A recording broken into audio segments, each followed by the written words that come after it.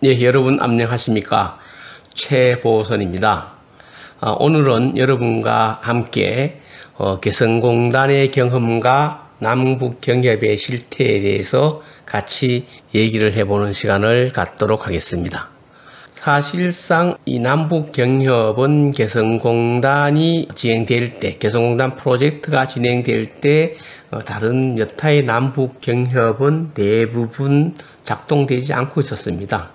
따라서 가장 대규모의 남북경협이고 또 본격적인 남북경협이었던 개성공단 사업이 한 10년 정도 진행되었습니다. 물론 개성공단 사업도 이제 중단된 지가 벌써 4년이 경과되고 있습니다. 따라서 사실 남북경협을 얘기할 때 이 개성공단 프로젝트, 개성공단 사업이 남북경협의 사실상 알파이자 오메가이다 라고 얘기해도 과언이 아닙니다.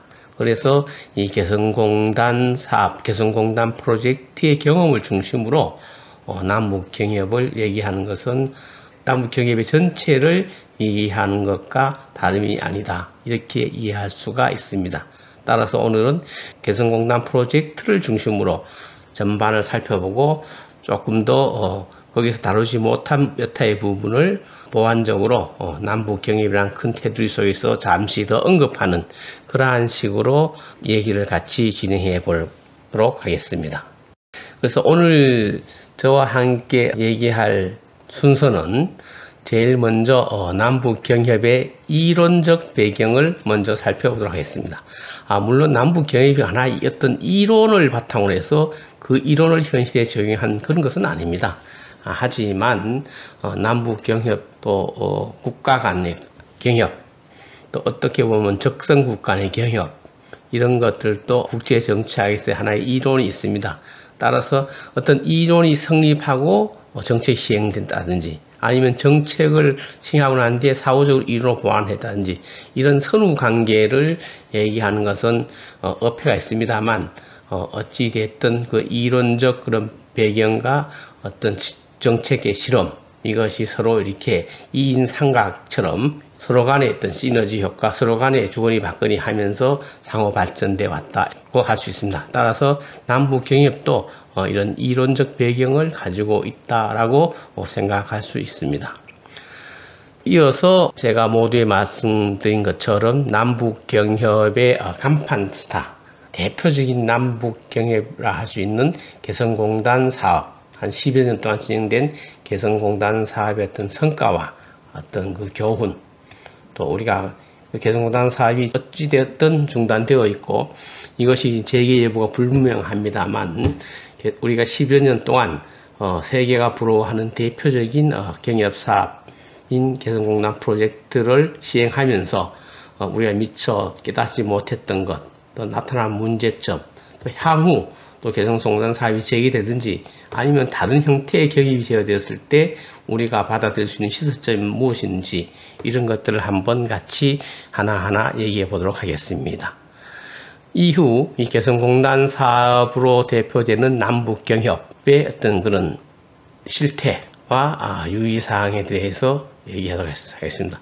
이것은 개성공단 사업뿐만 아니라 다른 남북경협 사업에서 우리가 느꼈던, 진행되었던 그런 실체적인 상황과 어떤 문제점이라든지 유의할 것이 어떤 것이 있는지를 우리가 한번 다시 리뷰해보고 마지막으로 남북경협 사업의 전체적인 성과와 한계를 규명해보면서 향후 어떤 개성공단 사업 같은 대규모 프로젝트가 진행된다든지 혹은 조그만 규모, 알찬, 동시다발적인 그런 남북경협이 진행된다든지 할 때 우리가 그것이 가진 한계가 어떤 것인지도 한번 같이 얘기해보는 그런 순서로 그런 시간을 갖도록 하겠습니다. 먼저 남북경협의 이론적 배경입니다. 이 이론이라는 것은 사실 우리가 어떤 정책을 취할 때 어떤 하나의 어떤 그 눈이라고 할 수 있습니다. 그리고 정책은 그 눈, 뼈대 위에 붙이는 살처럼 이렇게 그렇다고 했는데 사실 어떤 이론의 바탕에서 그 이론을 현실에 적용시킨 정책이 있는 것도 아니고 또 어떤 아무런 뜬금없이 정책을 취하고 난 뒤에 다음에 그 정책이 사후에 그 평가하면서 하나의 이론을 만들어내는 그 두 개가 어느 것이 앞서다 할 수 없을 만큼 서로 유기적으로 관련을 가지고 있습니다. 그 남북 경협도 그러한 남북 경협을 지지하는 그러한 이론이 있습니다. 또 이것을 한계가 있다고 이렇게 비판하는 그런 물론 이론도 있죠. 이런 것들이 전반적으로 국제 정치학의 어떤 그런 패러다임 이론, 일반 이론의 그 논거를 두고 있습니다. 오늘날 이 국제 정치를 보는 두 개의 시각이 존재하고 있습니다. 요즘은 구성주의라 해가지고 세 개의 시각으로 얘기하는 경우도 있습니다만은 크게 보아서 국제 정치를 현실주의 입장에서 바라보는 입장과 자유주의적 입장에서 바라보는 입장, 크게 두 가지로 나눌 수가 있습니다. 이 자유주의는 이상주의라고 하기도 합니다. 여러분 다 아시는 것이지만 간략하게 정리해 본다면 현실주의 입장에서 국제 정치를 바라보는 사람들은 국제 정치라는 것은 한 국가의 국내 정치와 달리 정부가 없는 그런 무정부 상태이기 때문에 이 갈등, 대립, 왜냐하면 이해 충돌을 중재하거나 이렇게 가지를 쳐줄 수 있는 그러한 권위를 가진 중앙정부가 없으므로 갈등, 대립 이것을 해결하는 적절한 권위체가 없으므로 갈등, 대립, 전쟁이 일반적이고 서로의 어떤 평화, 협력은 예외적인 것이 국제정치가 일반 국내 정치와 다른 것이다 라고 얘기하고 있는 것입니다. 즉 국제정치는 무정부 상태이기 때문에 갈등, 대립, 전쟁이 일반적이고 평화는 예외적인 현상이다. 또한 이 예외적인 평화는 어떨 때 찾아오느냐? 그것은 국제정치를 이루는 국가들 간에 어떤 세력 균형이 이루어졌을 때, 그래서 어느 한 일방이 힘으로써 자기의 이익을 관철할 수 없게 되는 그런 상황이 도래됐을 때 예외적으로 평화가 이루어진다라는 것입니다. 따라서 중앙정부가 없는 갈등, 대립, 전쟁을 조정하고 해결할 수 있는 권위체가 없는 국제정치에서 그 플레이어인 국가는 자국의 생존, 안보를 최우선적으로 할 수밖에 없고 또 이 안보를 최우선적으로 하는 이러한 생각은 국가가 이익을 추구하더라도 상대의 이익을 추구할 수밖에 없다는 것입니다. 다시 말하면 A국과 B국이 서로 협력을 했을 때 A국은 50의 이익을 얻고 B국은 100의 이익을 얻는다면 결과적으로 둘 다 이익을 얻지만 시간이 계속 지나면 50의 이익을 얻는 A국은 100의 이익을 얻는 B국에 비해서 국력이 점점 더 약해질 수밖에 없습니다. 상대적으로. 따라서 상대적으로 이익이 불리하면은 협력을 하지 않는다는 거예요. 따라서 궁극적으로 국제정치는 협력에는 국제정치에서 국가 간의 협력은 기본적으로 좀 회의적이다. 회의적인 그런 입장을 취하는 것이 국제정치에서 현실주의 입장에 서는 사람들의 생각입니다. 이에 비해서 자유주의 입장에 서는 사람들은 국제정치가 현실주의 사람처럼 중앙정부가 얻는 무정부 상태인 것은 맞다. 하지만 무정부 상태라고 해서 그것이 곧 전쟁 상태가 일반적인 것은 아니다. 이 무정부 상태를 어떻게 구성원들이 플레이어들이 관리하냐에 따라서 전쟁 상태가 될 수도 있고 평화 상태가 될 수도 있다라는 것입니다. 그리고 인류사를 통해서 봤을 때 전쟁 상태일 경우보다는 평화 상태일 경우가 더 길었다라고 주장한 것입니다.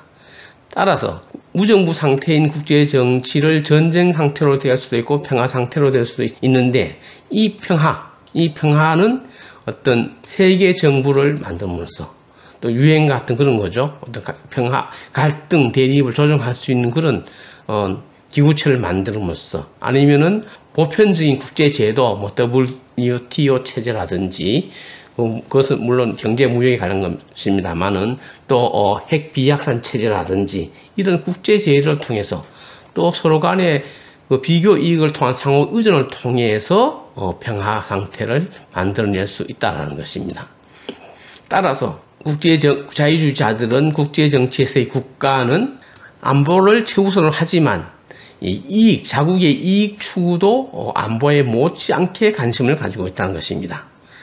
그러므로 이익이 되면 즉 꼭 자국의 상대 이익이 커야만 하는 것이 아니라 자국에게 이익만 되면은 상대국에 비해서 그 이익이 작다 할지라도 그것도 결과적으로는 자국의 이익이 되므로 국가 간에는 충분히 협력이 가능하다라는 것 입장입니다.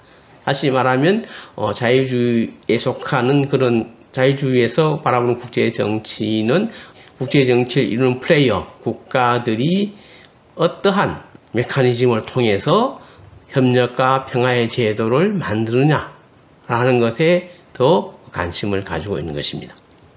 이러한 현실주의와 자유주의에는 다양한 이론 분파가 있습니다. 그 이론 분파, 자유주의 이론 분파 중에서 기능주의 통합 이론이라는 분파가 있는데 바로 이 기능주의 통합 이론이 경협 같은 것을 매우 중요시하는 국제 정치 이론의 한 줄기라고 할 수 있습니다. 자유주의의 한 분파인 기능주의 통합 이론에 따르면 국가들은 비정치적, 기능적 분야부터 협력을 시작하는 경향이 많다는 겁니다. 그래서 그렇게 비정치적, 기능적 분야부터 협력을 해서 그 협력을 통해서 이익을 본 국가 내의 집단은 더 높은 수준의 협력을 요구하고 또 어떤 한 그룹이 다른 타국과의 협력을 통해서 이익을 얻는 걸 본 다른 분야 그룹은 자기들도 타국과 협력을 해야 되겠다라고 해서 전체적으로 많은 그룹들이 타국과 다양한 분야의 사람들이 다양한 분야의 그룹들이 타국과 협력에 나선다는 겁니다. 그래서 이걸 가지고 확산 효과라고 합니다.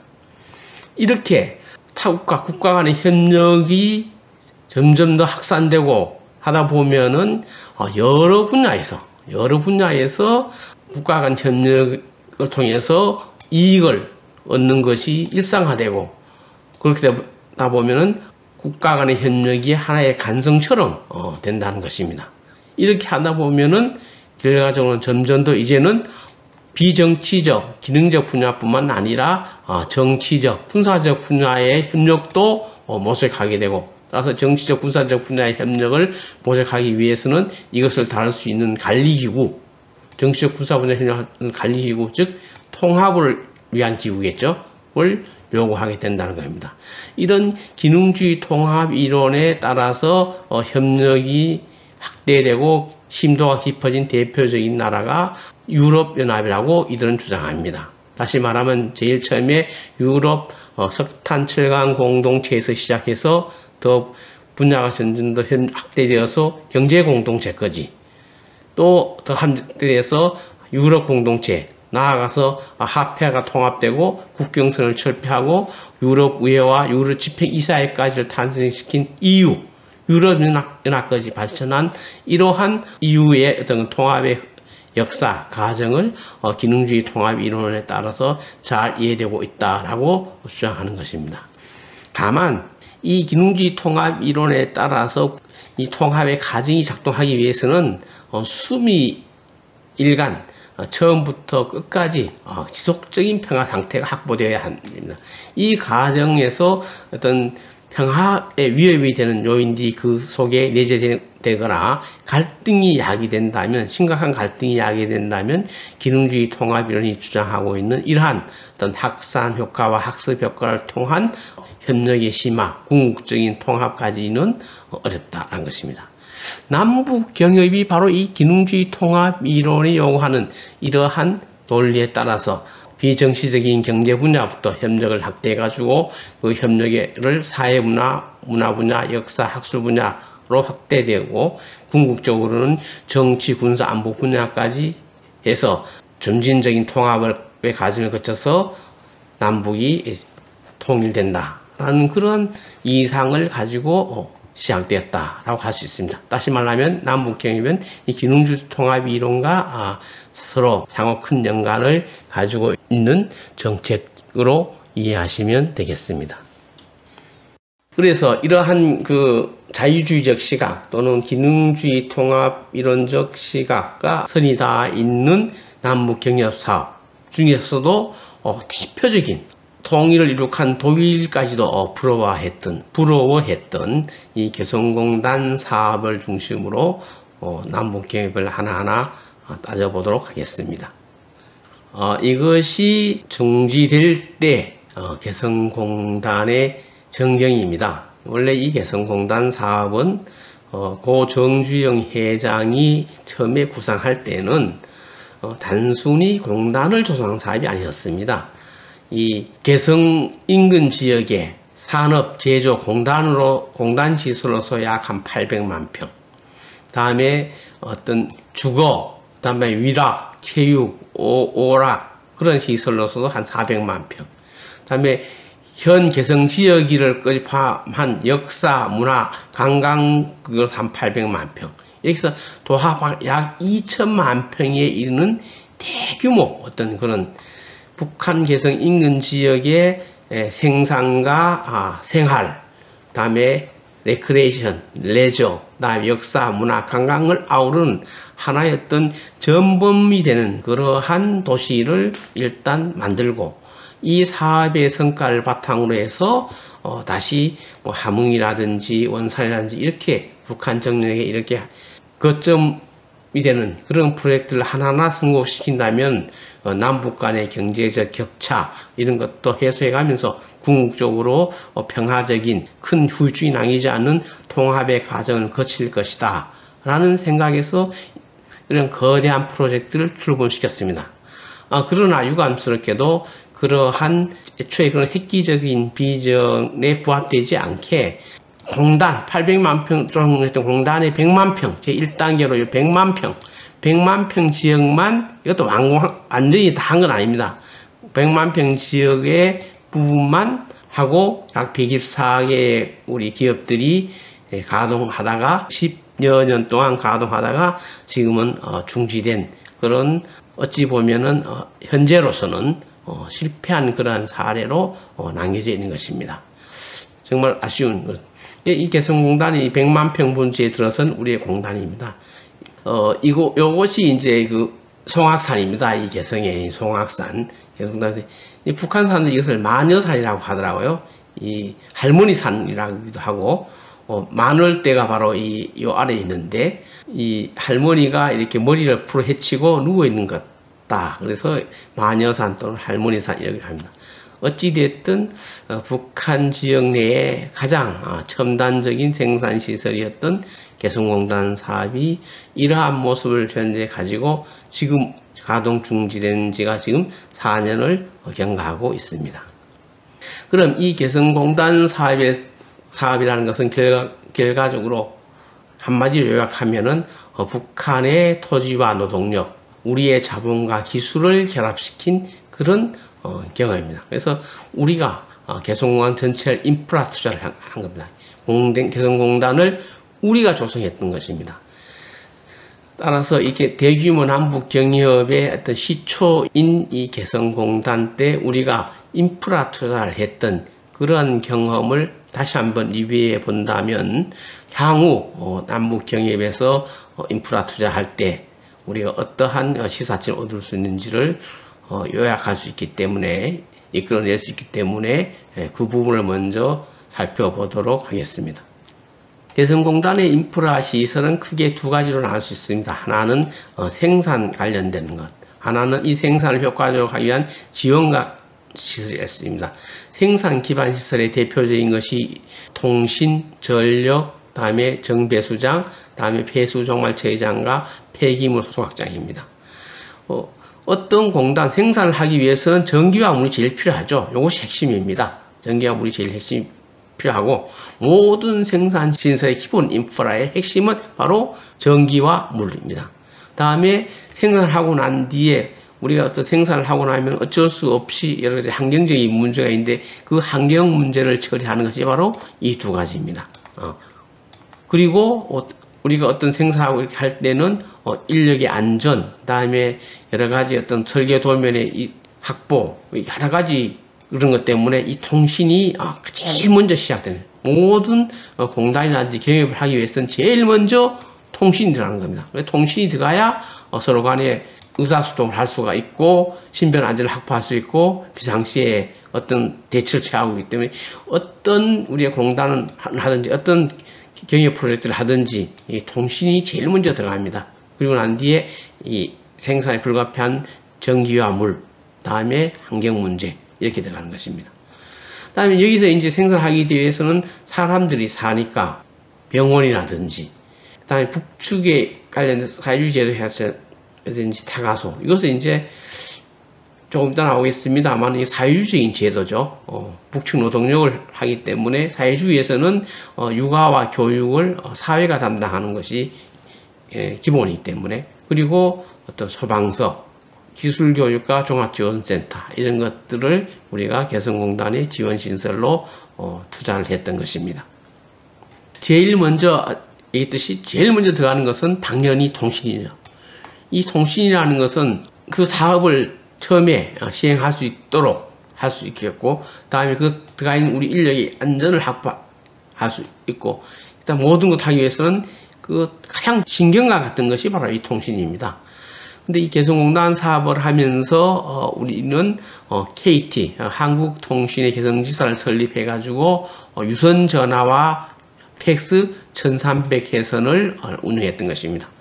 원래 이 통신이라는 것은 다양한 수단이 다 확보됩니다. 이 유선 전화, 다음에 유선 팩스, 다음에 오늘날 일반적으로 되는 이동통신, 다음에 인터넷. 왜냐하면 대규모의 어떤 설계 도면이라든지 제품이나 이런 것을 하기 위해서는 오늘날에서는 이 인터넷이 필요 불가결하거든요.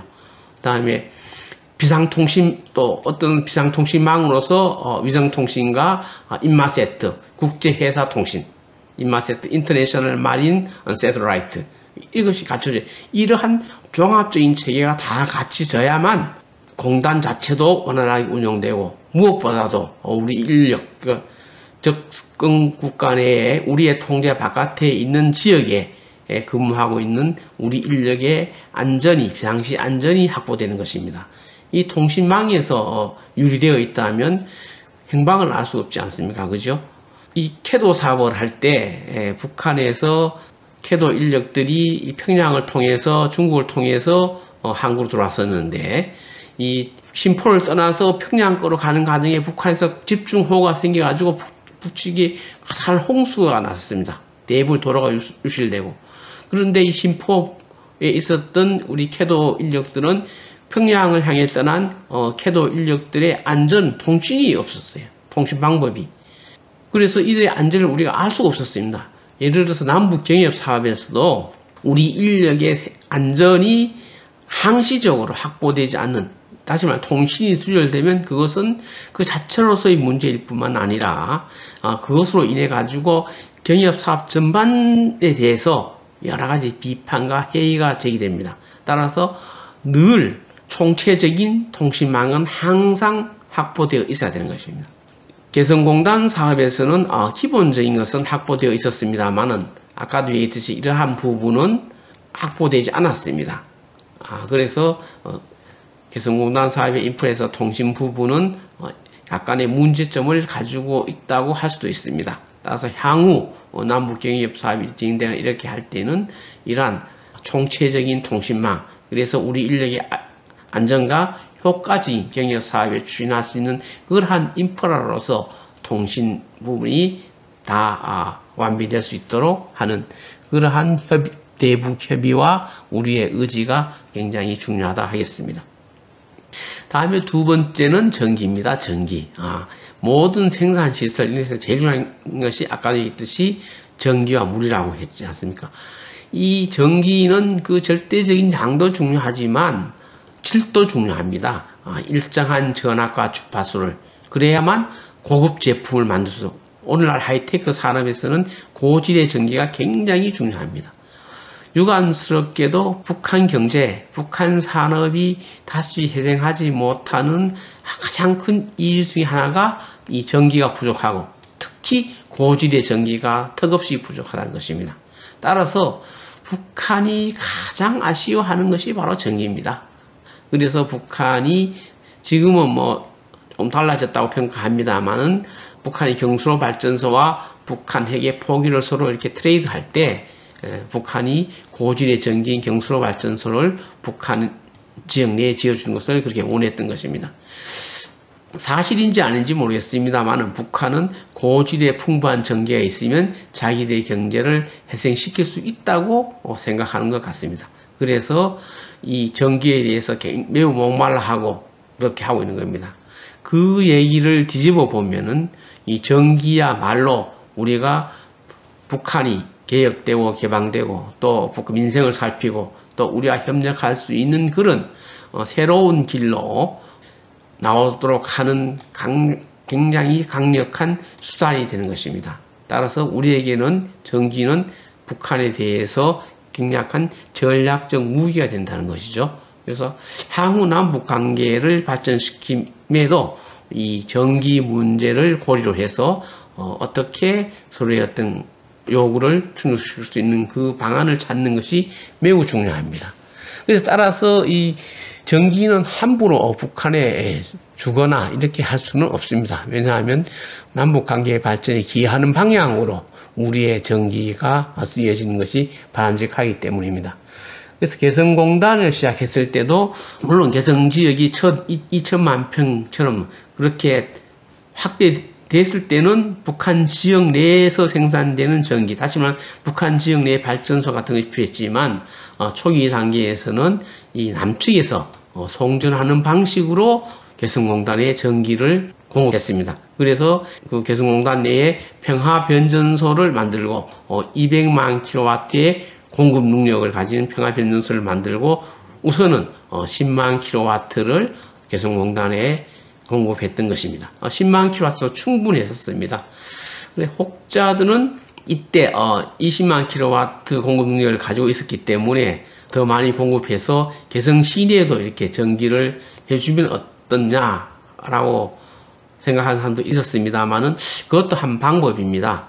그것은 우리가 냉정하게 그것을 잘 살펴보아야 합니다만은 어찌됐든 제가 좀 전에 얘기했던 것처럼 이 전기는 남북 관계 개선에서도 굉장히 전략적 함의가 크기 때문에 함부로 이렇게 주는 것은 매우 신중한 검토가 필요한 것입니다. 일단 전기가 들어가면 끊는다는 것은 굉장히 어려운 일이거든요. 그래서 우리가 이 개성공단 사업을 하면서 개성 지역 내에 발전소를 하기보다는 남측에서 송전하는 방식으로 처음 시작했다가 나중에 이제 개성공단이 확대되면 그때는 이제 다른 방법을 생각했겠죠.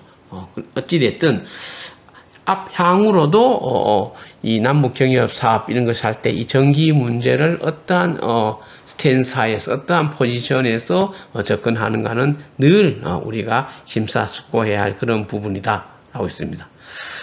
그렇지만 이 개성공단을 둘러싸고 이렇게 전봇대가 많이 있었는데 이런 부분에서 북측의 사람들이 전기를 조금씩 이용하고 이런 것들은 우리가 크게 문제 삼지는 않았습니다. 다음에 두 번째가 물입니다. 북한이 전기 다음에 아쉬운 것이 또 물이에요.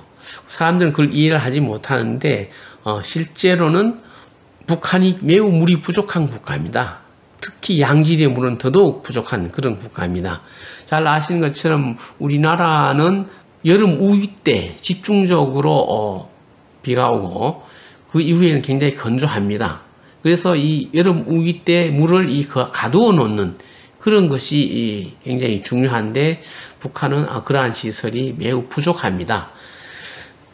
유럽의 여러 나라처럼 1년 내내 만년설이어서 눈이 녹아서 끊임없이 물을 공급해 주면은 이 물을 가두는 것이 크게 중요하지 않을 수 있겠습니다만은 우리나라처럼 1년에 집중적으로 비가 오고 그 오는 비를 가두어 놓지 않고 바다로 다 흘려보내면 평상시는 늘 물이 부족한 국가가 됩니다.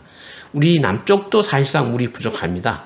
그러나 남쪽은 다른 경제적인 발전을 통해서 획득한 불을 이용해서 물을 가두고 또 물을 인테이크하고 이렇게 하는 시설들이 있기 때문에 큰 불편 없이 사용하고 있습니다만은 북한은 물이 매우 부족한 그래서 공업용수, 생활용수도 매우 부족한 그렇습니다.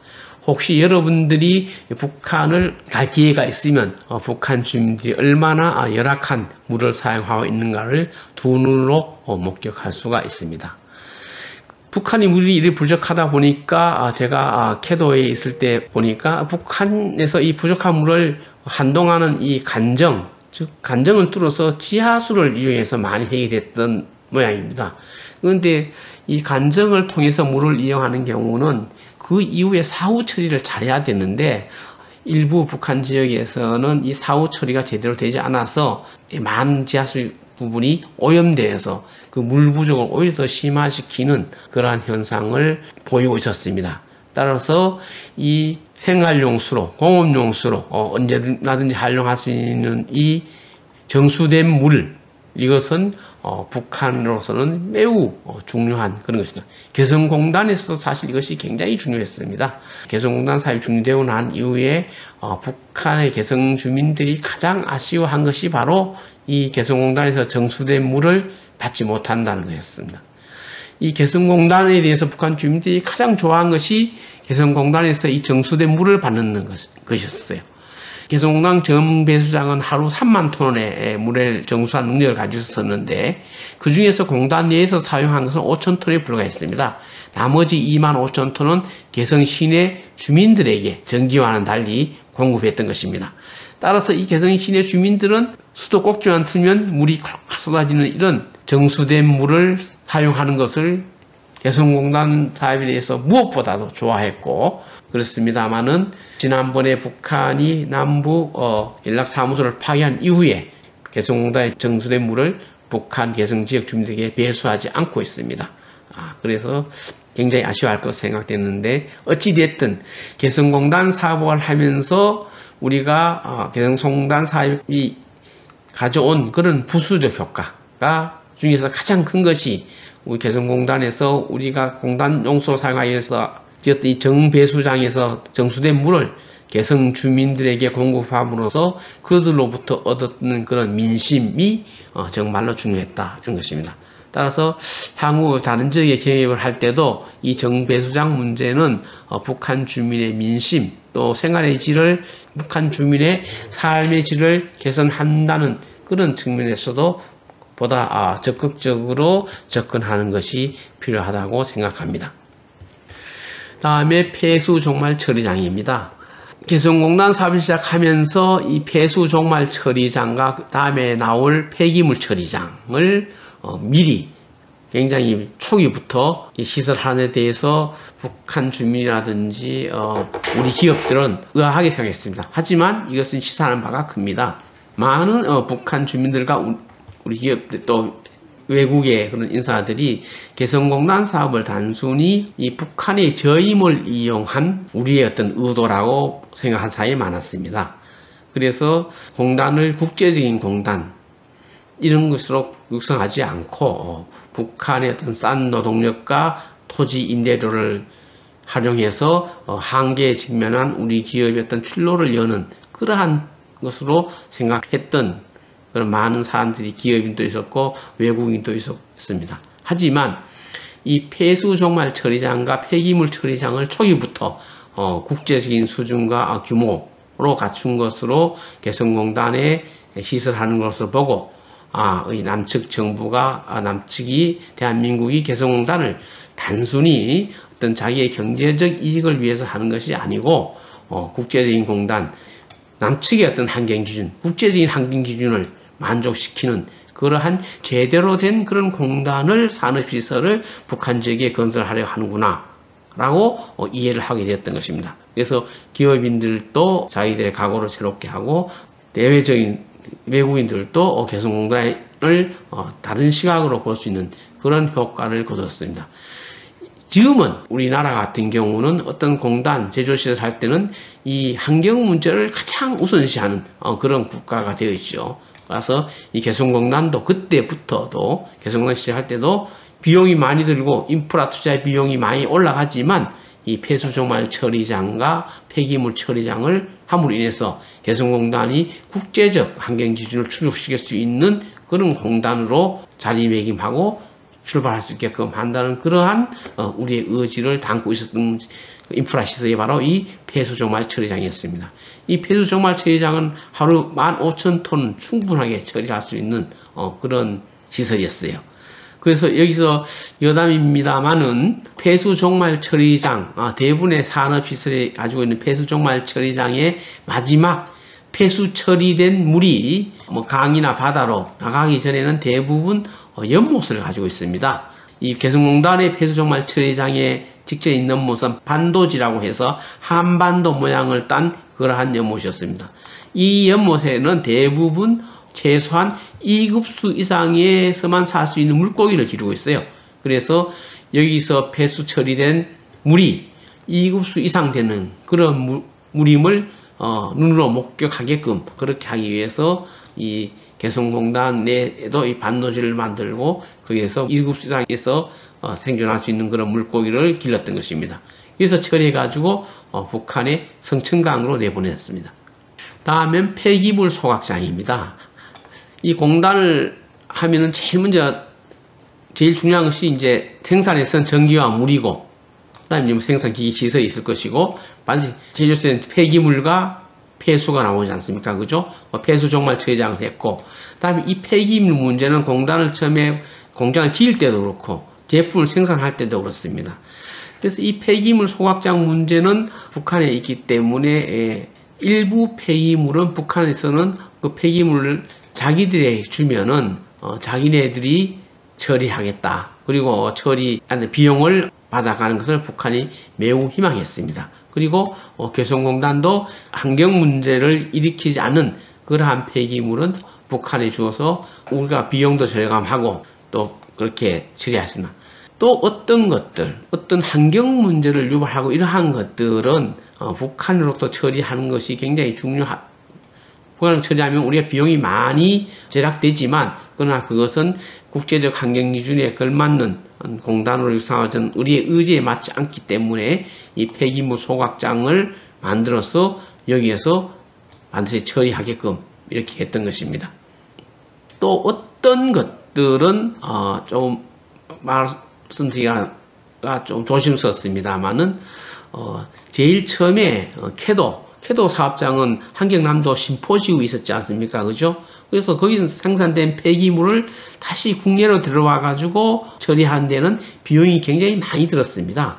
그래서 가급적이면 북측이 희망에 따라서 북측에 넘겨줘 가지고 북측이 처리하도록 하는 것을 초기에는 많이 지혜들었습니다. 그래서 캐도 사이트에는 폐기물 소각장이 없었습니다.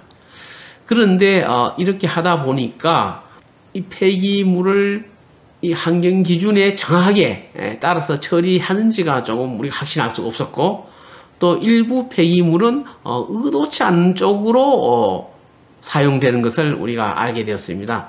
예를 들면은 이제 그 컨테이너를 통해서 이제 물품이 이제 캐도 신포 사이트로 이렇게 올라가면은 그냥 한 것이 아니고, 그래서 이 널판지 개짝을 짜가지고 그 속에 물건을 집어넣어 갑니다. 그러면 이제 널판지 짠 개짝은 이제 폐기물이 되는 거죠. 이것을 저희들은 처음에는 북측에 주었어요. 북측에 주어서 이제 부족한 연료로도 사용하고 이렇게 하기 위해서 북측에 주었었는데, 언제쯤 돼서 보니까 그 널판지를 이렇게 페인트를 칠해 가지고 북측에 있던 그런 선전용 간판으로 사용하다 말이죠. 커다란 이 선전용 간판으로 한 글자씩 적어가지고 중요한 도로 옆에 가는 길 험난해도 웃으며 가자, 이런 식의 어떤 또 세상에 부러움 없어라 하는 이런 그런 선전용 간판으로 우리가 주었던 그런 것을 사용했었습니다. 또 우리가 그 지질 검사를 통해서 이제 북측에 이렇게 다른 지역을 이렇게 갔었는데, 우리가 줬던 그런 드럼통 이런 것들을 모리를 써 가지고 어떤 그런 참호, 진지 이런 데도 쓰이는 것을 보았고 그랬습니다. 그래서 의도치 않게 그렇게 되어서 캐도에서도 비용이 많이 들지만 직접 국내로 북측에 도움이 되고 큰 전용의 위험이 없는 것은 북측으로 넘겨주었습니다만은, 그러한 것들은 많은 비용에도 불구하고 국내로 반입해서 처리했었습니다. 근데 개성공단은 그러한 경험을 가지고 있었기 때문에 처음부터 폐기물 소각장을 설립하고, 대부분 그러한 오해 소지가 있거나 오용될 소지가 있는 것은 이 폐기물 소각장에서 다 처리를 하고, 또 이것이 안 되는 경우는 국내로 가져들어오고, 그러한 문제가 없는 것만 북측의 비용을 지불하고 처리토록 했다라는 것입니다. 그래서 앞으로는 이런 조그마한 문제도 우리가 세심하게 이렇게 살펴보고, 특히 다른 것은 몰라도 이 환경과 관련되는 것들은 우리의 기준, 국제적인 기준에 맞게끔 인프라를 구축하고 운영하는 것이 필요하다라고 생각됩니다. 다음에 지원시설로서 무엇보다 중요한 것이 병원입니다.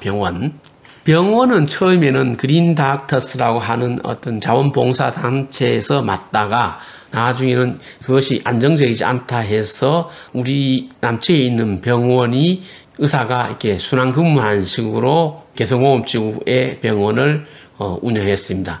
우리는 일산에 있는 백병원의 어떤 그 의료진들이 순환 근무를 통해서 여기에서 담당을 했습니다. 이 반은 우리의 어떤 의료진이, 또 이 나머지 반은 북한의 의료진이 있었습니다. 그런데 사실상 이 안에서는 자유롭게 왔다 갔다 할 수 있었어요. 그리고 북한은 각 기업체마다 우리의 학교의 그 양호실처럼 의료진을 가지고 있습니다. 북한의 의료진이 양성하고 있는 그런 것이 우리의 기준과는 물론 다릅니다만은, 어찌됐든 이렇게 병원을 운영했고, 명목상으로서는 이렇게 반은 우리가 사용하고 반이 북한의 의료진이 사용했습니다만, 사실상 이 내부에서는 서로 간의 어떤 소통과 교류왕래가 빈번했기 때문에 이 의료병원 운영에 관한 한에 있어서는 남북 간의 협력이 매우 잘 되었다. 그리고 북한 인력들도 많이 활용했다라고 했습니다. 이것은 캐도 프로젝트에서는 캐도 사이트에도 우리가 캐도 병원을 운영하고 우리의 의료진을 파견했습니다. 그리고 하면서 북한의 인력들도 사용할 수 있도록 캐도 부지의 한쪽 모퉁이에 이렇게 캐도 병원을 설립해가지고 북한 인력이 큰 거 없이 사용할 수 있도록 이렇게 조치했습니다만은, 캐도 병원에서는 진포 경수로 사업에서는 우리가 지은 병원의 이 북한의 인력들은 거의 활용되지 않았습니다. 이때의 경험을 바탕으로 해서 이제는 캐도 사이트는 우리의 지역이고 북한 지역이 아니지 않습니까? 그죠? 그런데 이 개성에서는 개성공업지구 내에 어떤 공동의 건물에다가 북한 의료진까지 같이 해가지고 명목상으로는 칸막이를 주었습니다만은 같이 이렇게 함으로써 북한의 인력들도 강범위하게 이것을 이용하고 또 이곳에 약품을 받아가고 하는 그런 협력을 이루었습니다. 이런 것들도 향후 남북 경협이라든지 다른 분야의 협력에서도 우리가 시사하는 바가 크다고 하겠습니다. 다음에 소방서입니다. 이 소방서는 사실 논란이 많이 있었습니다. 우리나라 같은 경우에는 예를 들어서 서울의 어떤 종로에서 불이 나면은 종로 소방서에 있는 그런 하재 진압 인력과 장비뿐만 아니라 인근에 있는 중구, 동대문구, 남대문구 이쪽에서 해가지고 총합적인 그런 대응 능력을 가질 수 있지 않겠습니까? 그죠? 그런데 개성공단의 경우에는 이 북측의 소방 능력이 워낙 열악했기 때문에 우리가 구축하는 소방 능력 이외에는 북측의 협조를 받을 수 있는 방법이 없었습니다.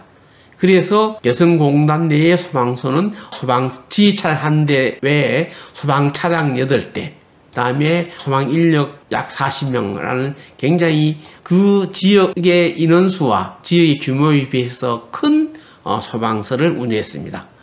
그것은 다른 북측의 소방 능력의 도움을 받을 수 없기 때문에 개성공단 내에 있는 소방서가 완결된 소방 능력을 가져야 되기 때문에 비용 편익 분석에서는 조금 가한 비용입니다만은 이렇게 구축할 수밖에 없었습니다. 이때 이 소방서를 구축할 때 우리의 예산 당국이나 이런 쪽에서는 여기에 대해서 굉장히 부정적이었어요. 지나치게 가한 소방 능력을 가지고 있다라는 것이고, 또 그렇게 불이 자주 나는 것도 아닌데 늘 이렇게 비용이 되는 사용되지 않는 이런 소방 능력을 갖출 필요가 있느냐, 이런 반론도 있었습니다만은 우리가 전쟁이 없더라도 늘 군사력을 유지하고 있는 것처럼 비록 불이 언제 날지 모르고 없다 하더라도 없으면 사실 더 좋은 거죠. 하지만 이 공업지구에서 한 번에 화재가 발생하면은 전소의 위험이 있는 그런 공업지구에는 충분한 소방 능력을 갖춰야 한다. 그래서 주장을 했었고 그에 따라서 이렇게 거의 완결된 소방 능력을 갖추었던 것입니다. 유감스럽게도 이렇게 소방 능력을 갖추고 난 이후에는 북한 개성공단 내에 큰 화재가 발생하지 않았습니다. 이 갖추기 전에는 한 공장에서 큰 불이 났었는데 이후에는 나지 않았습니다. 근데 문제는 이러한 소방 능력을 갖추고 놓고 난 뒤에 개성공단 밖에 북한 지역에 불이 났을 경우 우리의 또 소방 능력을 활용할 수 있고 지원할 수 있는 그러한 의사가 우리가 충분히 가지고 있었습니다. 그런데 그렇게 우리가 개성공단 바깥으로 나갔을 때 혹시 이 소방차를 운영했을 때 어떤 사고가 난다든지 이렇게 했을 때 책임 소재 이런 문제에 대해서 면책을 받아야 되는데 그러한 협의가 충분히 이루어지지 않았습니다. 그래서 개성공단 바깥에 북측 지역에 화재가 났을 때에도 우리의 어떤 충분한 이 소방력이 지원되지 못한 그런 아쉬움이 있습니다. 북측이 판문점, 이 개성공단과 판문점 매우 가깝습니다. 판문점 북측 시설물에 불이 났을 때 우리의 소방대의 어떤 지원을 요청한 적은 있었습니다. 그렇지만 지원하러 나갈 경우 그 과정에서 어떤 사고가 일어났을 때 그것에 대한 면책이 있어야 되는데 그 면책에 대해서는 북측이 면책을 주지 않았습니다. 그래서 함부로 우리가 이것을 움직일 수 없어서 판문점 화재 진압에 우리의 소방대가 나갈 수 없었습니다. 향후에는 이러한 소방서 운영 같은 관련해서 미리 북측과 면책 조항이라든지 이런 것을 확보해 놓으면은 훨씬 더 우리가 북측 화재가 발생할 때 진압하는 데 도움을 줄 수 있는 그러한 역할도 할 수 있다라는 것을 우리가 고려하면서 해야 할 것으로 생각됩니다. 다음에 타가소입니다. 이 타가소는 어찌되었든 이것이 이제 사회주의 제도죠. 우리 자본주의, 자유민주주의 국가는 기본적으로 1차적인 교육과 육아의 1차적인 책임은 가정에서 지고 사회가 보조적인 책임을 지는데 반해서 사회주의 국가는 교육과 육아의 1차적인 책임을 사회가 지고 가정이 보조적인 책임을 지는 그것이 어떤 남녀 평등 사상에 기인했던 아니면 노동력의 극대적 이용에 기인했던 하여튼 그렇습니다.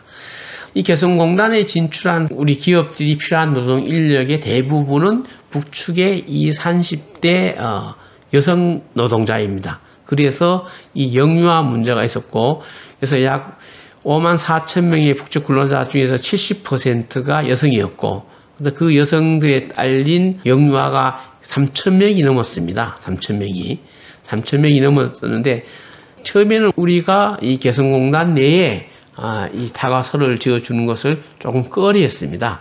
왜냐하면 그것은 첫 번째는 타가 제도는 사회주의 제도이고 우리 하기에는 익숙하지 않는 그때까지만 해도 그런 것이기 때문에 그래서 북측은 개성공단을 출입하는 그 지점에 북측 타가소인 봉동타가소가 있었습니다.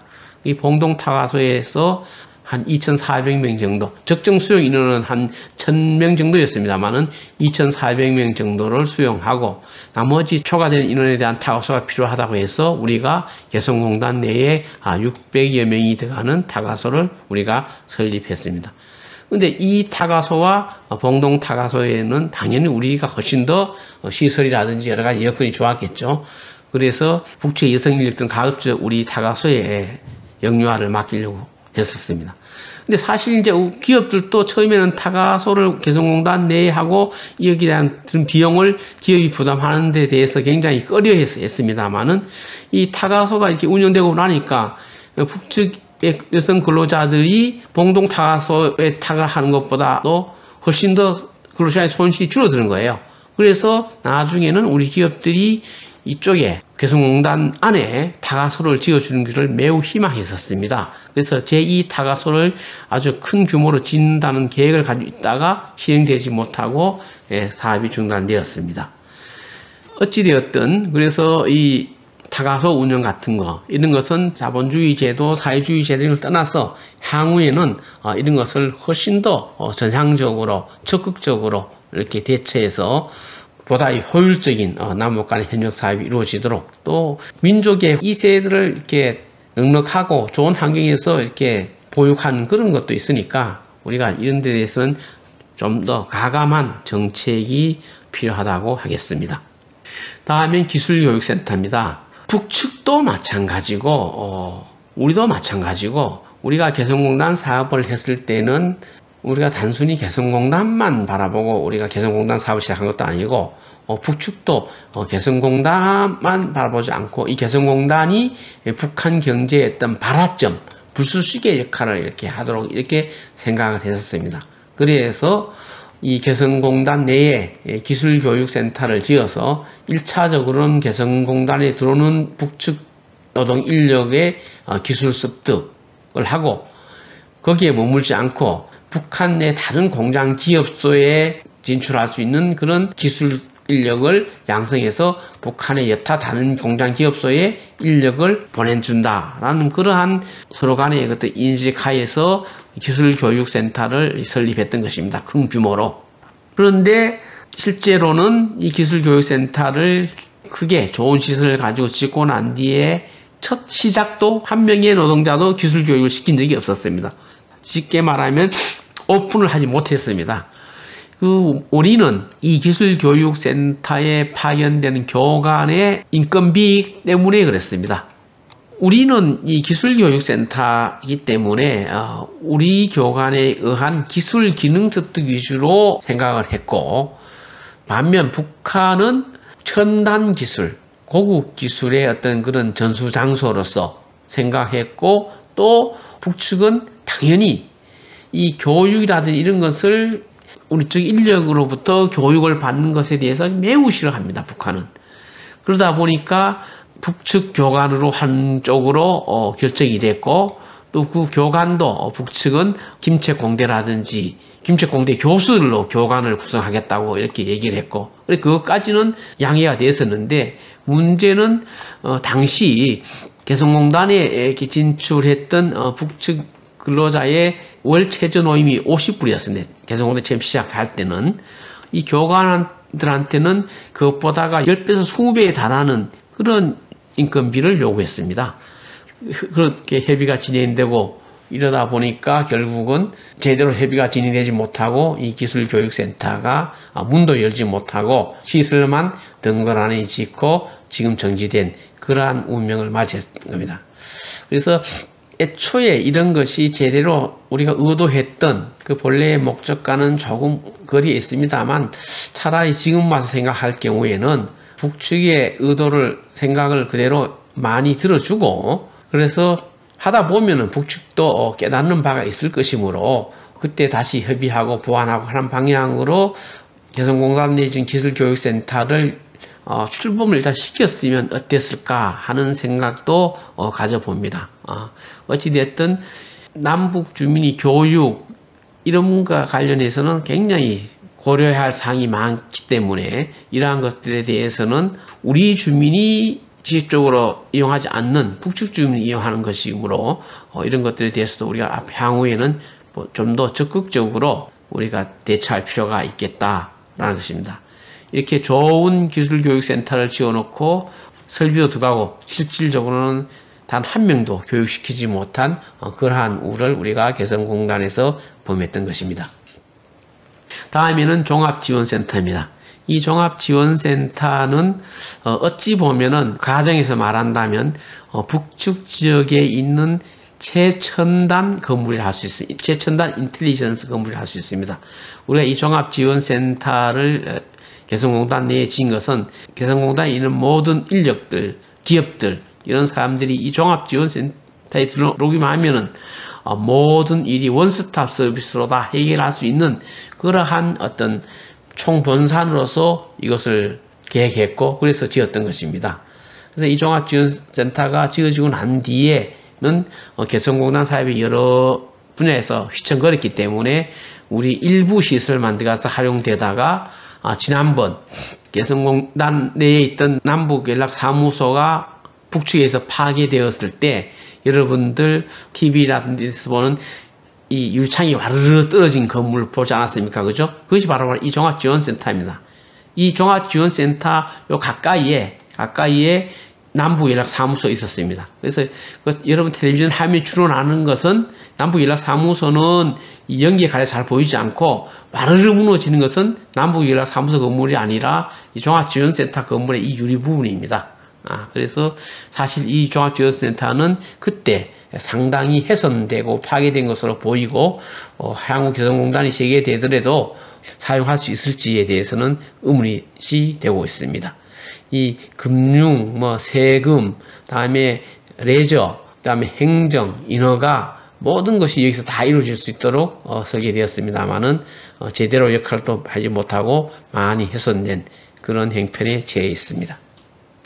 다음에는 이 개성공단을 우리가 운영하면서 우리가 다시 한번 생각해 봐야 될 것 한계점들을 한번 생각해 보도록 하겠습니다.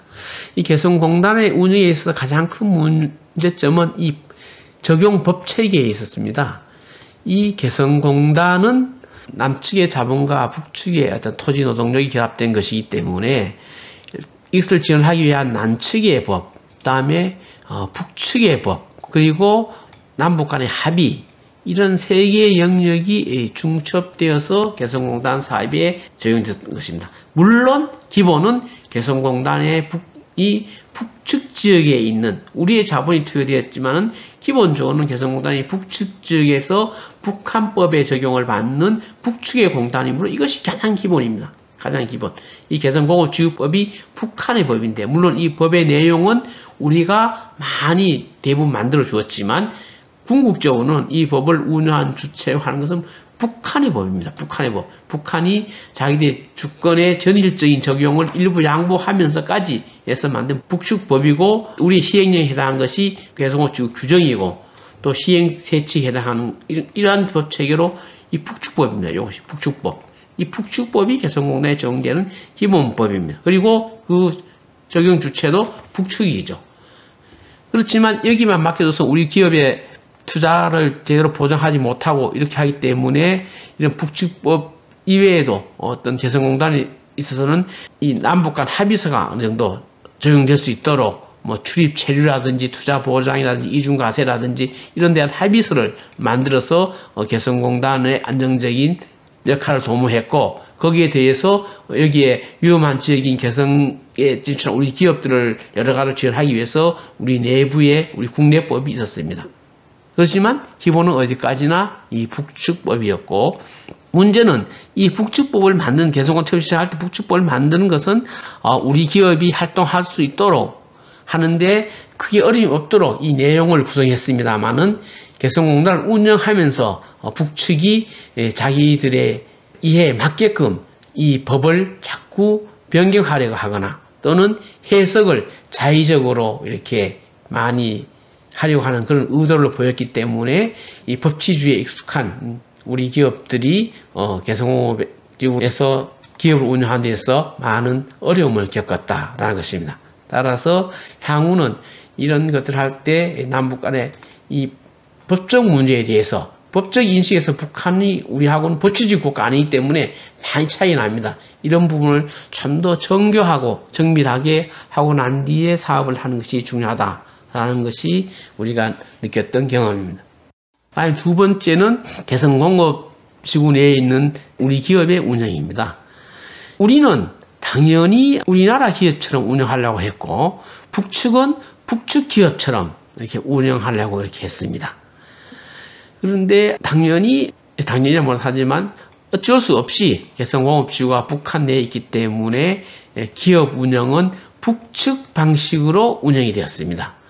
다시 말하면 우리 남쪽에 사장이 있고 개성 현지에 이 개성 법인장이 개성 현지의 생산과 노무관리 이런 것들을 책임을 지는 것이 아니라 북측은 남측 사람으로부터 지휘받거나 교육받는 것을 애초적으로 싫어하기 때문에 당연히 북측 기업, 공장기업 운영체계인 이것을 따르려고 했습니다. 그래서 개성법인장의 그 권한과 책임은 직접 행사되지 못하고 북측 직장장과 총무를 통해서 전달되는, 간접적으로 이렇게 전달되는 이런 식으로 하고, 기본적인 기업의 운영은 북측 연합기업소 공장 연합기업소 방식으로 운영되었습니다. 북측의 운영 방식이 바로 이런 겁니다. 직장장이 있고, 이 직장장이 행사를 총괄하고 인사권을 가지고 있습니다. 인사권을. 즉, 인사권이라는 것은 이 반장과 조장, 이런 것을 임명하는 권한이죠. 그리고 근로자를 배치하는 권한. 이런 것을 직장장이 가지고 있습니다. 그리고 이 총무, 북한은 직장장과 총무는 북한 당국에서 정하는 겁니다. 총무가 맡은 역할은 근태 관리, 다음에 복지 후생, 다음에 안전, 이런 것들을 총무가 관장합니다. 그래서 이 직장자가 총무는 상하 관계가 아니고 서로 협조도 하면서 견제하는 그런 관계고, 이 두 사람은 북측 당국이 직접 지명하는 겁니다. 그리고 이제 이 통계원은 노동시간이라든지 출퇴근 이런 것들, 월급 이런 것들을 받는, 우리로 치면은 회계 공무원 같은, 서무공무원 같은 그런 것이고, 이 안전관리는 산업안전관리를 맡는 것입니다.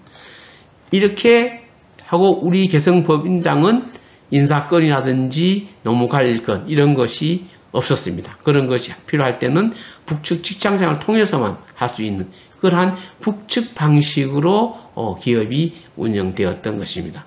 이것이 그러다 보니까, 물론 뭐 일부에서는 남쪽에서 기업 운영할 때 노무관리가 제일 어려운데 노조가 있어서 그것이 이쪽에서 하니까 좋다 하지만, 실제로 채용권, 다음에 배치권, 다음에 감독권, 인사권 이런 것이 없는 기업 운영이라는 것은 우리는 상상하기 힘들지요. 그래서 그것이 없는 쪽 방식으로 기업이 운영되었다.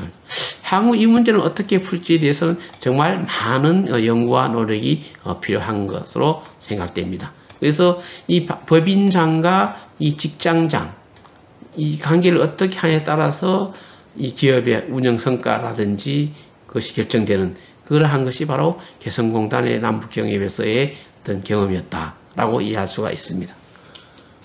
다음에 개성공단에서 우리가 또 부닥쳤던 문제는, 개성공단에 근무하는 북측 근로자들이 기업 외적 동원이 비문했다는 것입니다.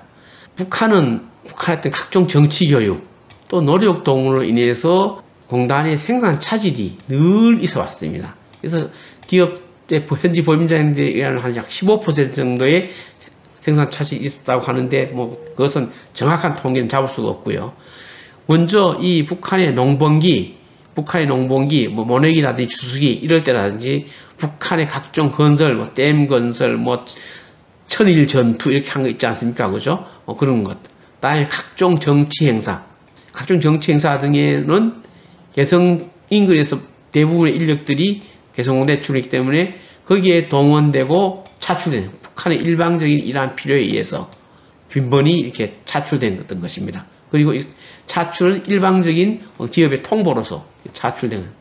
다음에 이 북한 사회주의 제도의 특징인 주중에 꼭 한 번의 생활총화를 공장 내에서 하는 겁니다. 한 4시간 정도 걸린다고 그래요.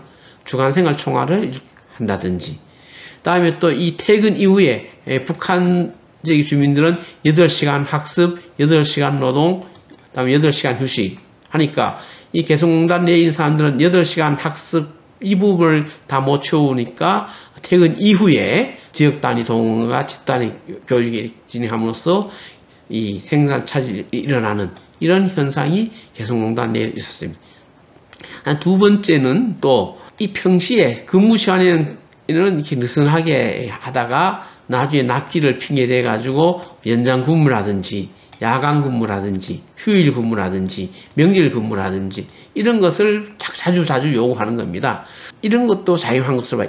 이 북한 주민들이 이럴 때 이런 연장 근무라든지 야간 근무라든지 휴일 근무라든지 명절 근무를 하게 되면은 자기 집으로 가가지고 동원되는 것으로부터 벗어날 수가 있고, 또 이렇게 하게 되면은 특근수당이라든지 간식 등을 이렇게 받을 수 있는 유리한 점이 있기 때문에 그것 때문에 이 선호한 그런 일도 있습니다. 어찌 되었든 평상시 근무 시간에서 충분히 하면 충분히 그 생산 목표를 달성할 것을 거기보다는 이런 것에 대한 선호도 때문에 평상시 근무가 조금 이렇게 애초에 원했던 바람직한 그런 성과를 내지 못하는 그런 경우가 빈번히 있었습니다.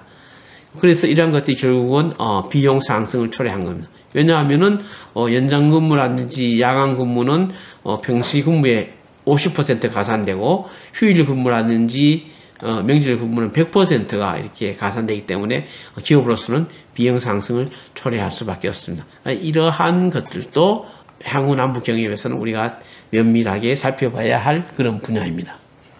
다음에는 임금 문제인데요. 임금 문제인데 임금이 남북 간 합의에서는 북한 근로자에게 직접적으로 지불되게 돼 있었습니다. 그런데 이제 북한이 달러로 받으면 그 달러를 가지고 북한 근로자들이 마음대로 쓸 수 없으므로 북한 근로자의 편의를 위해서 달러는 자기네 당국이 가지고 그에 해당하는 돈을 북한 원화로 주겠다. 이렇게 해서 개성공단이 중지될 때까지 계속 그 방식이 유지되었습니다. 그래서 이것은 기본적인 ILO 규정에도 어긋나고 향후의 남북 경협에서는 꼭 우리가 다시 한번 바로잡아야 할 그런 부분이긴 합니다. 근데 임금을도 북한식으로 계상되어서 지급되었습니다.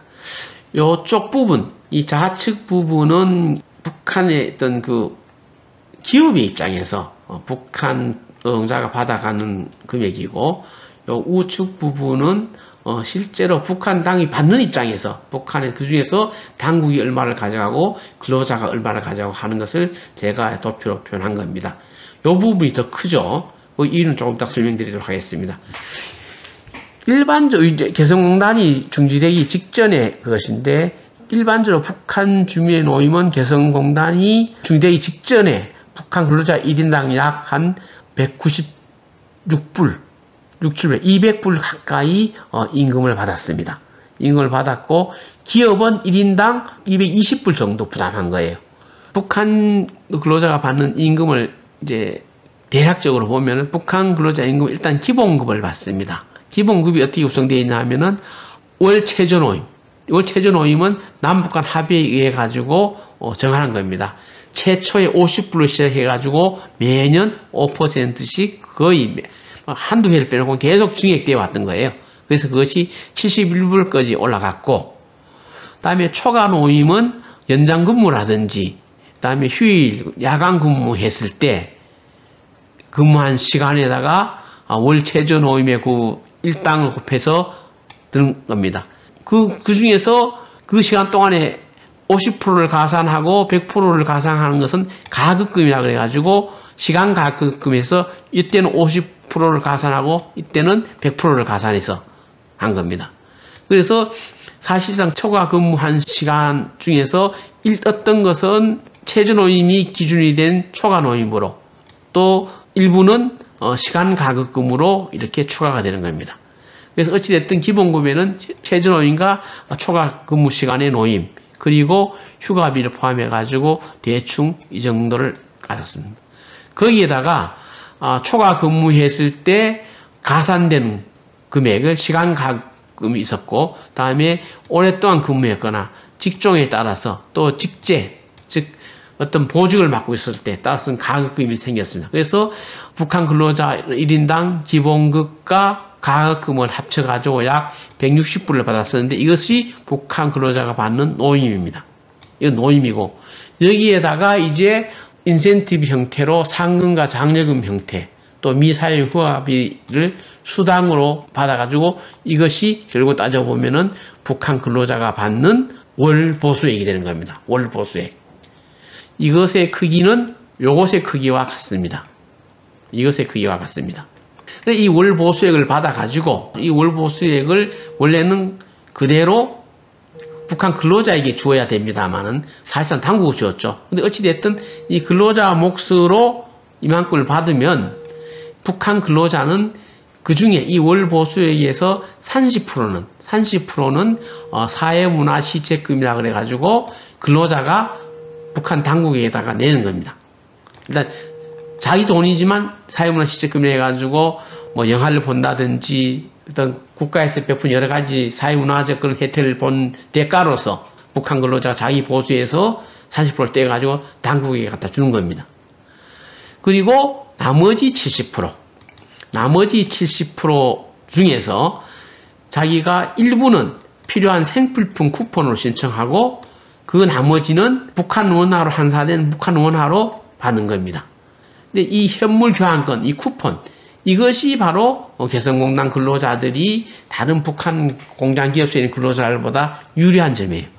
예를 들면은 자기가 이 70% 중에서 예를 들어서 이 50브러치를 쿠폰으로 받았다면, 이게 50브러치 쿠폰, 예를 들면은 쌀 25브러치와 돼지고기 25브러치를 쿠폰으로 받았다고 한다면, 이 쿠폰을 사용하는 상점이 개성 시내에 4군데 있었습니다. 4군데 있었다고 해요. 정확히 우리가 파악한 건 아닙니다만, 그 사람들 설명에 의하면, 이 55브러치, 그러니까 이 4군데 가면은 이 50브러치 쿠폰을 제시하면은 이 쿠폰 가격에 맞게 25불짜리 현물 교환권 쿠폰을 제출하면 25불짜리 쌀을 주고 25불짜리 돼지고기 쿠폰을 제시하면 25브러치의 돼지고기를 준다는 겁니다. 그러니까 구매력이 100%라는 거죠. 문제는 이런 쿠폰이 얻는 북한의 일반 다른 기업소의 노동자들은 이 50브러치의 북한 돈을 가지고 가도 북한의 국영상점에 가면은 첫 번째는 물건이 없는 겁니다. 그러니까 이 구매력대로 물건을 구매를 못하는 거예요. 그러니까 그보다 훨씬 더 많은 돈을 주고 암시장에서 물건을 구해요. 그러니까 적어도 이 부분에 관한 부분은 개성공단 노동자들은 구매력이 100% 실현된 쿠폰, 즉 현물 교환권을 받지만 북한의 다른 공장 기업소의 직원들은 국영상점에 가가지고 구매력이 100% 보장된 것을 행사할 수 없으므로 그것보다 훨씬 더 떨어지는 것을 구매력으로 암시장에서 물건을 구입하기 때문에 개성공단에 근무하는 근로자들은 다른 공장 기업소에 근무하는 근로자들보다 그만큼 유리했기 때문에 북한 개성 지역 인근의 주민들이 개성공단에 근무하기를 더 원했던 겁니다. 물론 이외에 다른 것도 많이 있죠. 가상구도 받는다든지 정말로 여러 가지 어떤 그 간식도 먹는다든지 뭐 국거리도 제공받는다든지 노동보험물자도 받고 하니까 그렇습니다만은 요 월급과 관련해서도 이만큼의 혜택이 있습니다. 이 북한 원화로 받는 부분은 북한 근로자와 마찬가지가 되는 거죠. 그러면 기업의 입장에 있을 때는 북한 근로자에 주는 이만큼, 즉 이만큼 요거하고 같으니까 이외에도 이 사회보험료에서 15%를 더 기업이 부담하는 겁니다. 이것은 근로자에게 가지 않고, 왜냐하면 월 보수가 아니기 때문에 바로 기업에서 바로 당국으로 가는 돈인데, 이것은 이 분모가 이 월 보수액이 아니라 이 노임이 분모입니다. 노임의 15%. 즉 월 보수액이 15%가 아니고 사회문화실책금은 월 보수액의 30%지만 이 사회보험료는 노임의 요소의 이것의 15%입니다. 그것을 사회보험료 형식으로 해서 이거는 근로자와 상관없이 북한 근로자를 사유했기 때문에 우리 기업이 북한 당국에 주는 돈이고, 그래서 북한 당국은 노임의 15%는 우리 기업으로부터 직접 받는 것이고, 다음에 그러면 월보수의 30%는 근로자로부터 이것이 공식적으로 북한의 다른 모든 기업 공장과 마찬가지로 북한 당국이 가져가는 돈입니다. 그래서 이 비율이 전체 분모에서는 얼마가 될지는 금액에 따라서 월보수익 얼마에 따라서 왔다 갔다 하기 때문에 할 수 없지만 이만큼을 하여튼 당국이 공식적으로 가져가는 돈입니다. 이것은 공식적으로 북한 근로자가 가져가는 돈이지만 이 부분은 공식적으로 북한 근로자가 가져가는 돈이지만 이 중에서 이 부분만 쿠폰, 즉 현물 교환권으로 가는 부분만 구매력이 100% 보장된, 그야말로 북한 근로자가 명실공히 100% 구매력이 100% 보장된 돈으로 가져가는 것이고, 북한 원화로 환산해가지고 가져가는 돈은 일단 환율에서도 엄청나게 암시장 달러 환율과 차이가 날 것이고, 또 북한 원화를 가지고 있다고 하더라도 이 북한 원화는 쿠폰을 이용하는 북한 4개의 상점이 아니고 다른 국영 상점에 가서 사용해야 되므로, 또 다른 국영 상점은 다른 북한 근로자들처럼 물건이 없거나 그러므로 이 돈은 결국은 암시장에서 막 사용할 수밖에 없으므로 장마당에서 이런 데 사용할 수밖에 없기 때문에 이것은 사실 거의 구매력이 없다고 할 수 있습니다. 따라서 이 많은 개성공단 근로자 받는 금액 중에서 실질적으로 개성공단 근로자의 월급으로 되는 부분은 이 부분이다 라고 이해하시면 됩니다. 나머지 이 부분 두 개는 공식적으로 전부 다 당국이 가져가는 겁니다. 그러니까 개성공단 근로자의 월급의 상당 부분을 당국이 가져간다라는 것은 가져간다라고 이해할 수 있습니다. 물론 이것이 핵개발에 사용되는지 이런 것은 돈에는 꼬리표가 없으니까 알 수가 없습니다만 어찌됐든 이 모든 것은 일단 전부 달러로 당국이 가져가지만 이 부분은 구매력이 100% 되니까 이 부분 필요한 것은 북한은 어디서 구입해야 될 거 아닙니까? 그죠? 그러니까 달러로 구입했을 수밖에 없고 이 부분은 실제로 북한 근로자가 달러로서 소비하는 부분이고 이 부분을 뺀 나머지 부분은 사실상 달러로 북한 당국이 다 가져가는 돈이다. 이렇게 이해하시면 되겠습니다. 이런 부분을 향후에는 물론 북한의 임금체계 이런 것들은 우리가 어떻게 할 수 없다 하더라도 이 직불 문제라든지 이런 것들은 좀 더 정밀하게 해서 남북 경협이나 이런 것들이 오해받지 않도록 이렇게 하는 노력이 필요하다 하겠습니다. 사실 이 임금 체계 문제는 우리가 다시 한번 생각해 볼 필요가 있습니다. 이 모든 남북 경협 사업이 사회주의적 임금 간, 즉 생산성과 임금 간은 무관하게 임금이 생산성과 무관하게 임금이 책정되는 그런 것. 다시 말하면 모두 똑같이 평등하게 이렇게 책정한다는 것이죠. 우리처럼 업무에 쉽고 어려운 정도라든지 중한 정도, 숙련도, 위험도 이런 거에 따라서 임금이 결정되는 것이 아니고 평등 사상이 취해가지고 모두 다 똑같이 이렇게 평등하게 임금이 결정되는 그것이 이 최저노임 결정에서 개성공단에는 구현되었고 이 최저노임은 생산성 증가와는 무관하게 매년 5%씩 인상하는 그러한 식으로 운영되었던 것입니다. 또 북측 임금 체계에 의해서 나름대로 인센티브로 도입된 이 장려금과 상금이 생산성과 무관하게 모든 사람들에게 대부분 다 공평하게 나누어주는 형식으로 되어서 생산성 향상에는 기여되지 않는 인센티브, 다시 말하면 인센티브 역할을 전혀 하지 못하고 비용 증가로만 연결되는 이런 현상이 개성공단 임금 체계에서 발견되었던 것입니다. 따라서 앞으로는 그렇다 해서 우리처럼 임금이 뭐 몇십 배 주요한 일을 하고 어려운 일을 하는 사람은 일반인들보다 훨씬 더 많은 또 업종에 따라서 몇 배씩 많은 그런 차등적인 임금제를 성과에만 효율에만 하는 그런 임금제를 이 북한과 경협에서 적용할 수는 없고 그건 대단히 어렵지 않겠습니까? 그죠? 그렇다 해서 북한식의 어떤 그런 평등사 입장을 획일적인 임금제 이걸로 또 적용해서는 북한을 변화시키고 개혁하고 개방시키고 어떤 자본주의적인 경제 마인드, 개혁 개방적인 경제 마인드를 북한에 심어주는 목표를 달성할 수 없게 그렇게 할 수는 없고 근데 향후로는 이 도급제를 한번 도급임금제를 도입하는 것을 우리가 볼 필요가 있다 하겠습니다. 이 도급임금제는 약간 근로자들에게 부담을 주는 노동 착취적인 그런 성격이 있다 해서 발달된 자본주의 국가에서는 점차적으로 사용하지 않는 것입니다만은 북한 지역에서는 나름대로 어떤 그런 평등성과 또 어떤 성과를 같이 이렇게 도입할 수가 있고 또 북측 사람들이 이걸 되게 좋아해요. 캐도 사업에서도 그렇고 개성공단 사업에서도 그렇고 하여튼 뭐 이번 달에 얼마 해주면 뭐 당신네들이 1시간 내에 끝내든 2시간에 끝내든 그 다음에는 자유시간이다. 뭐 이런 식으로 이렇게 가지고 딱 목표 할당량을 주고 그 내에서 달성도를 책정하는 그런 도급임금제를 생각해 볼 수 있지 않을까라는 겁니다. 그 외에 임금 외적 비용으로서 개성공단 근로자들은 이 도시락을 싸왔습니다. 도시락을 할 때 이 국을 제공해 줬거든요. 그리고 노동시간에 간식, 초코파이 같은 간식, 다음에 노동보험물장, 뭐 신발이라든지 옷 이런 것을 근무복이라든지 것을 주었는데 이런 것들도 월 한 50불 정도 소용되었다고 합니다. 근데 이제 여기서 우리가 꼭 한 생각할 것은 바로 이 부분입니다. 이 중식 부분. 사실상 세계 대부분의 나라에서는 자기 회사에 근무하는 그 고용원들에게 전신값을 주잖아요. 전심을 제공하거나. 그래서 개성공단에서도 우리 기업들이 중식을 제공하려고 했었습니다. 그런데 이제 북측에서 처음에는 그렇지 않겠다. 자기들이 주민들을 먹여 살리겠다. 자기들 도시락을 하겠다 해서 그래 받아들였고 그러니까 이제 좀 더 이렇게 하기 위해서 우리 기업들이 이렇게 국을 좀 이렇게 좋게 해서 중식할 때 제공했고, 그렇습니다. 이 국이 북한 주민들의 어떤 건강 개선 이런 데서 많이 작용한 거죠.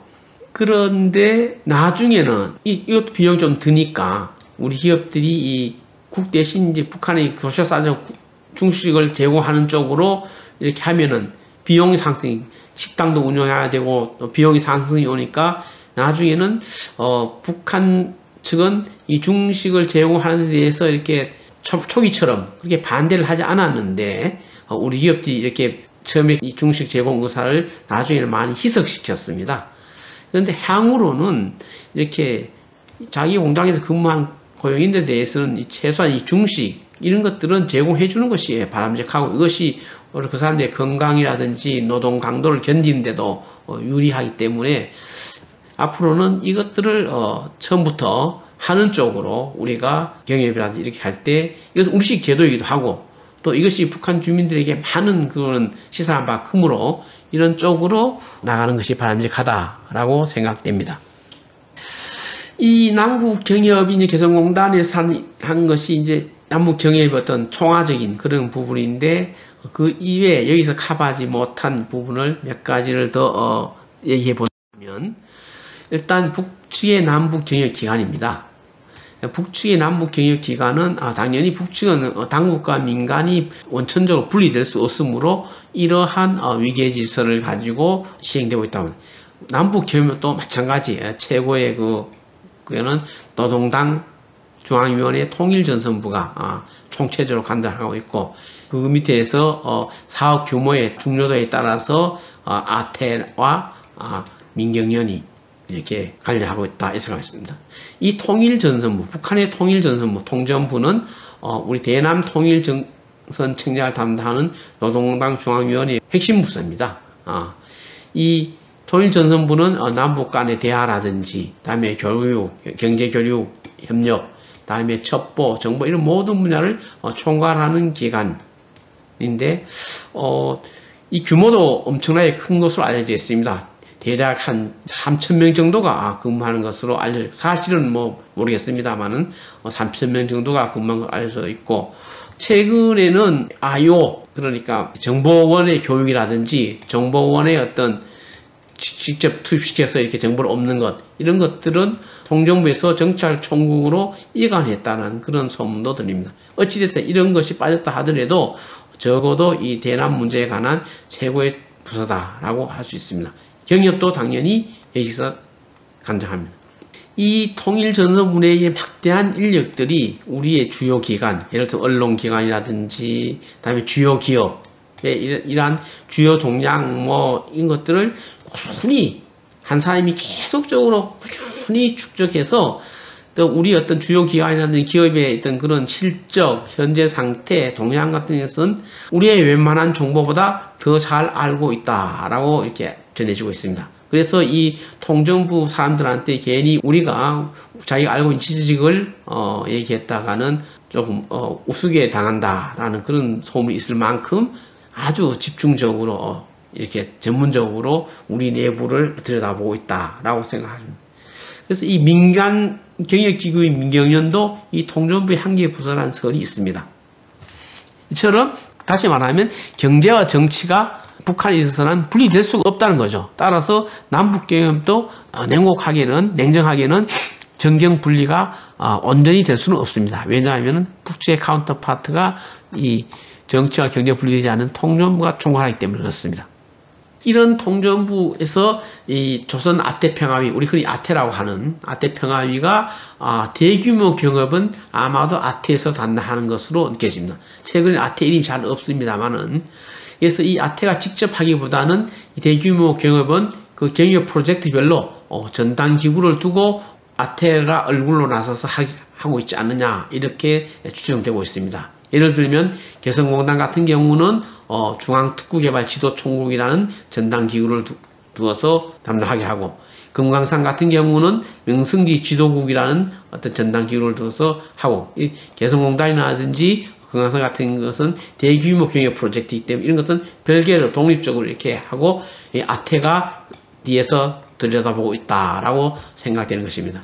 이 총국과 국은 주로 규모의 차이라고 생각합니다. 어떤 것은 규모가 큰 것은 총국에서, 규모가 작은 것은 국에서 이렇게 하는 것입니다.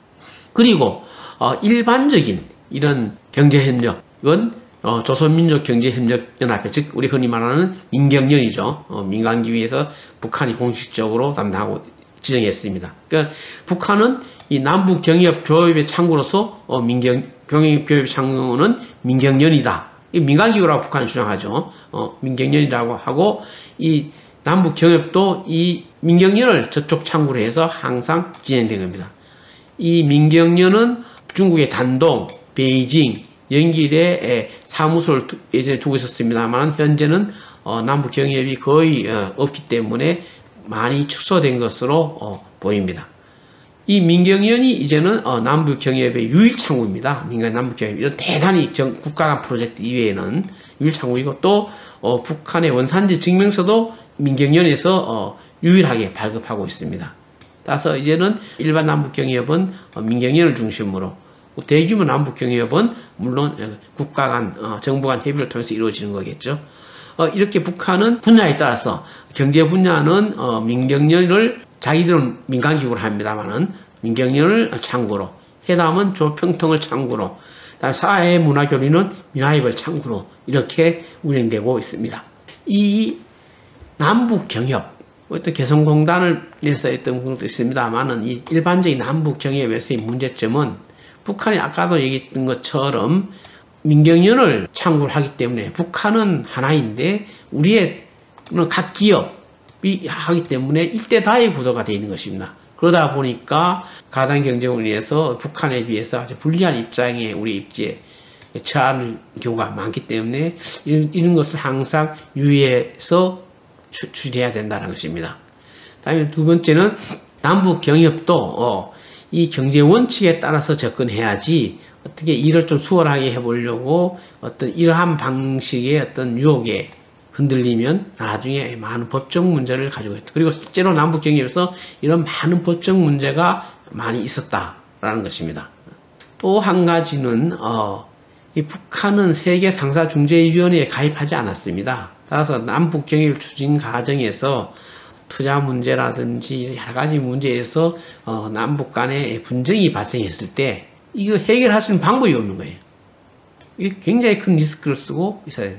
이것이 남북경협이 지금 거의 일어나고 있지 않습니다만은 남북경협이 일어났을 때 항상 우리가 가지고 있던 리스크였습니다.